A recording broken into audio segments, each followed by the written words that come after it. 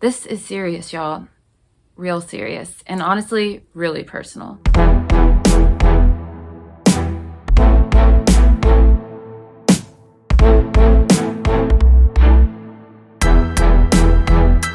Hi everyone, welcome back to Becoming Dr. Baker. I'm so glad that you're here with me today because I want to talk to you all about evaluating racial trauma as an adverse childhood experience.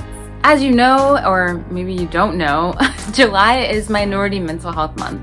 And to me, that is very important as a space where we start talking about the mental health challenges and struggles, as well as the victories and strengths that we have as racial ethnic minorities. I want to talk to you all today about adverse childhood experiences because it's something that often goes under the radar, especially when we talk about racial trauma, experiencing racial discrimination and race-based oppression as a child, and how that carries on with us in our mental health and how we function into our adult lives. Currently, racial trauma is not a diagnosable disorder, and that means that it's not in the DSM-5. You can't go to a therapist or a psychiatrist and they diagnose you with racial trauma. That's not a thing.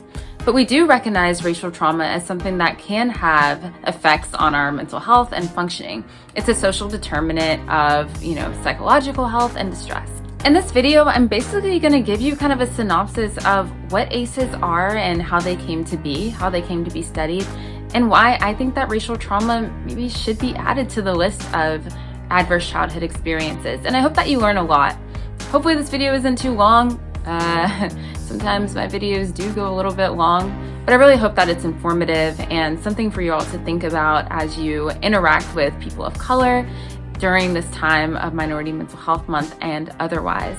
Racial trauma is real. A lot of times that we don't even realize that we're experiencing it because it's become so normalized in our everyday experiences, like being, called certain things, having to be very hyper vigilant about going into certain spaces or how we act in certain situations, just having this hyper consciousness of how we're acting, what we're feeling, and how we come across to others. Over time, that's very, very taxing. The history of adverse childhood experience research officially begins in 1995, and that's when researchers at Kaiser Permanente clinics collected data from over 17,000 participants concerning 10 pre-identified adverse experiences. And basically, the goal of the study was to explore the prevalence of adverse childhood experiences and examine their effects on health outcomes as a part of a longitudinal study. So the survey prompted participants to answer yes or no to a list of ACEs. And for scoring purposes, each endorsed ACE, meaning a yes answer, equaled 1 point. This longitudinal study yielded profound findings. Felitti and colleagues found that 67% of all survey respondents reported experiencing at least one ACE. Additionally, higher ACE scores on the aforementioned additive scale correlated with poorer health outcomes. Participants with 4 or more ACEs had the most significant risk of hepatitis, sexually transmitted diseases, and obstructive pulmonary disease. These participants were also found to have an increased risk of suicide attempts, alcoholism, and illicit drug use. Notably, the study was able to link disadvantageous childhood events to negative health outcomes in adulthood. And this kind of seems like common sense, right? We know that trauma in your childhood is definitely going to have a profound effect on you in your adulthood. But for some reason in the 90s, this was mind-blowing, so we'll just go along with it. Something that really sticks out to me though about this study is that almost 80%, I think 79% of the respondents were white. They were middle to upper class white individuals, and I think only 5% were Black, about 5% were Latinx, and even fewer were Native American, Asian American, or multiracial. I also found that 94% of the participants had a college degree, which is not representative of the American experience at all, particularly for racial and ethnic minorities. Also, all 10 of the items were things that occurred in the home, not at school, not at the grocery store, not at the community center, or other places where children spend the majority of their time. So they were only capturing experiences that happen in the home. And for a lot of people, home is defined in a lot of different ways. Clearly, the need for a more diverse sample and just an expanded ACEs study is needed. And I'm going to get into that right now because researchers were on it. With the original ACEs research occurring in the late 1990s, tremendous steps have been taken to address concerns in the original research. A 2014 study on expanded adverse childhood experiences studied 1,784 socioeconomically and racially diverse American adults from urban areas. The list of expanded ACEs included witnessing violence, living in unsafe neighborhoods, living in foster care, experiencing bullying, and experiencing racism. And the study found that 70% of the sample had experienced an adverse childhood experience, and 40% experienced 4 or more additional expanded ACEs.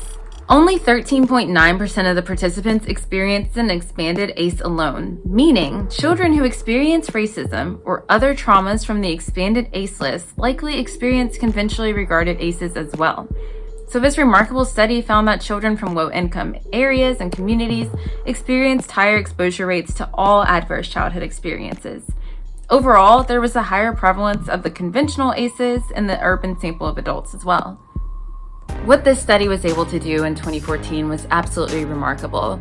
It was able to link the fact that racial ethnic minorities were experiencing trauma at way higher rates than those who are in the dominant racial group. The study also helps us realize the need for acute, chronic, and historical traumas to be evaluated when we are thinking about adverse childhood experiences.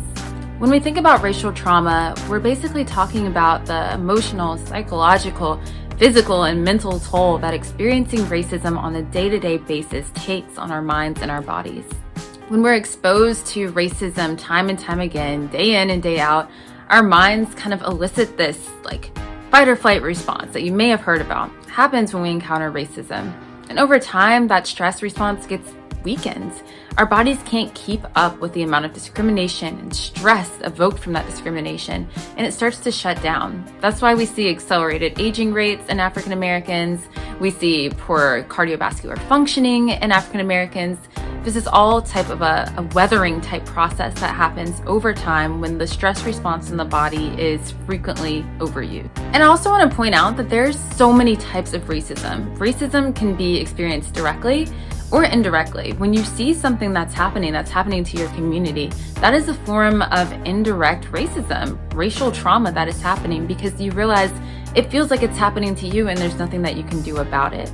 There's also structural racism, there's systemic racism, institutional racism, interpersonal racism, and internalized racism, when the messages that we receive about our skin color and about our worth are internalized and become a part of our self-concepts.